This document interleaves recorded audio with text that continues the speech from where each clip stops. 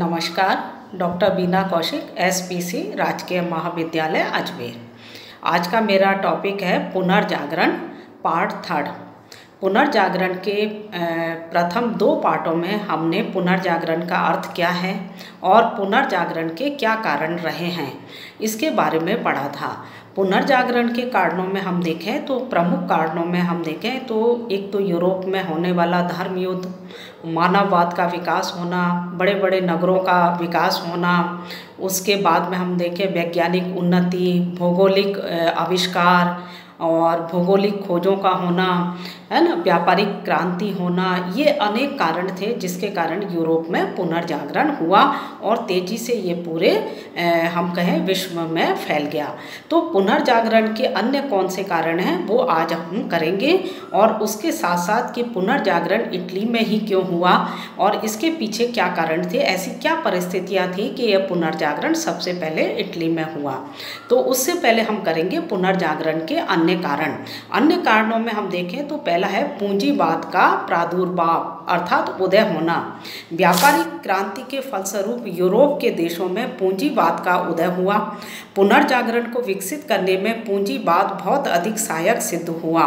पूंजीवादी व्यवस्था के फलस्वरूप सुंदर नगरों का निर्माण हुआ और उनमें नवीन स्थापत्य कला, चित्रकला, मूर्ति कला का विकास हुआ। पूंजीवादियों ने अपने भव्य भवनों को प्राचीन कलाओं से अलंकृत किया, साहित्यिक रचनाओं का संग्रह किया, कलाकारों को आश्रय प्रदान किया, नाविकों को दूसरे देशों के जल मार्ग खोज करने के लिए प्रोत्साहन किया, मानववादी विचारधारा को विकसित करने में उन्होंने योगदान दिया। वे स्वयं मानववादी विचारधारा में यकीन करते थे। अतः स्पष्ट है कि पूंजीवाद के उदय के कारण न केवल कलाओं का विकास हुआ, साथ ही भौतिकवाद का भी विकास हुआ। पूंजीवादी वर्तमान जीवन को सुखी और ऐश्वर्यपूर्ण बनाने में लगे। तो पुनर्जागरण के कारणों में हम देखें तो पूंजीवाद एक प्रमुख कारण रहा है। पूंजीवाद के उदय के कारण जब नगरों में पूंजी आने लगी, धन आने लगा, धनिक वर्ग होने लगा, तो धनिक वर्ग अपने जीवन को बहुत अधिक संपन्न और सुखी बनाने के लिए और अधिक हम कहें कार्य करने लगा। तो इन सब कारणों से पुनर्जागरण की उन्नति हुई। अगला कारण जो है इसमें विशाल मंगोल साम्राज्य की स्थापना होना अर्थात मंगोलों का योगदान। चंगेज खां की मृत्यु के उपरांत उसके पुत्र कुबलाई खां ने 13वीं शताब्दी में एक विशाल साम्राज्य की स्थापना की। उसके साम्राज्य में चीन, रूस, पोलैंड व हंगरी आदि एशिया के अनेक देश सम्मिलित थे। उसका दरबार विभिन्न विद्वानों या देशों के विभिन्न देशों के विद्वानों, धर्म प्रचारकों, व्यापारियों, यात्रियों से भरा रहता था। तो जो कुबलाई खां था उसके समय में हम देखें चीन, समरकंद अंतर्राष्ट्रीय संस्कृति के केंद्र बन गए थे। इटली निवासी मार्को पोलो ने 1272 में कुबलाई खां के दरबार में चीन गया। वहाँ से लौटकर उसने अपनी यात्रा का वृतांत लिखा। उसकी यात्रा विवरण से यूरोप वासियों को नए देशों की खोज करने की प्रेरणा मिली।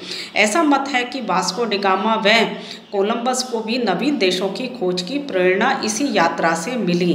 तो मंगोलों के संपर्क में आने के बाद यूरोप वासियों ने पूर्वी देशों के ज्ञान विज्ञान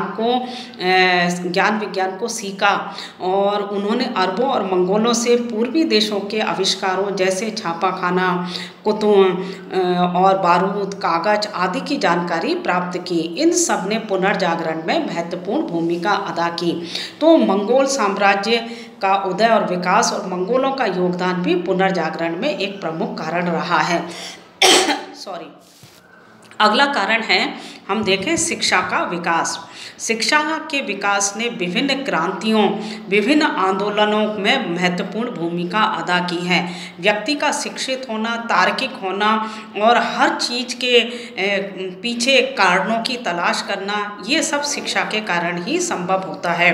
शिक्षा का विकास ने हम देखें मध्य युग के अंत में यूरोप में अनेक नगरों का विकास हुआ। प्रमुख नगरों में विश्वविद्यालयों की स्थापना हुई, जिसके फलस्वरूप शिक्षा व साहित्य की बहुत उन्नति हुई।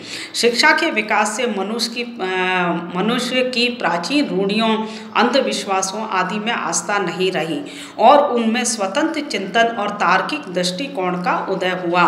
शिक्षा के विकास ने पुनर्जागरण को और अधिक विकसित किया। जैसे और विभिन्न हम कहें विश्वविद्यालयों की स्थापना इस काल में हुई, जैसे ऑक्सफोर्ड, पेरिस आदि, लंदन में आदि अनेक स्थानों पर विश्वविद्यालय बने। इसमें पढ़ने वाले शिक्षकों में हम देखें कि एक विभिन्न प्रकार की विचारधाराएं उत्पन्न होने लगी। वो हर कार्य को तर्क की कसौटी पर कसने लगे और प्राचीन रूढ़िवादी और परंपराओं का वो आलोचना करने लगे। धर्म के इस कारण से धर्म के बंधन ढीले होने लगे, समाचार पत्रों में लेख लिखे जाने लगे और हम कहें तो विभिन्न प्रकार के जो जनता को शिक्षित करने के जो माध्यम से वो अपनाने लगे। तो वो न केवल इस विद्यालय में खुद शिक्षित होने लगे, बल्कि अपने हम कहें जनता को भी इसके लिए प्रेरित करने लगे। तो हर शिक्षा ने पुनर्जागरण के में सबसे अधिक योगदान दिया है। उसके बाद अगला कारण और नेक्स्ट कारण हम देखें, महत्वपूर्ण कारण है सामंतवाद का विनाश होना। मध्य युग में यूरोप की राजनीति में सामंत शक्तिशाली थे। राजा नाम मात्र के शासक थे। सामंत और धर्म अधिकारी दोनों मिलकर जनसाधारण का शोषण करते थे, जिससे राज्यों में अशांति, अराजकता, गृह कलह फैला हुआ था। प्राचीन कला व साहित्य की उपेक्षा होती थी। सामंतवाद के पतन के कारण यूरोप में मजबूत व राष्ट्रीय राज्यों की स्थापना हुई, परंतु धीरे धीरे हम देखें 14वीं शताब्दी के अंत तक सामंतों की शक्ति कमजोर होने लगी और उसके स्थान पर राष्ट्रीय राज्यों की स्थापना हुई, जिसमें जनसाधारण स्वतंत्र रूप से चिंतन और मनन करने लगे। इन राज्यों में धनी लोगों ने साहित्य, कला, विज्ञान आदि की उन्नति में योगदान दिया।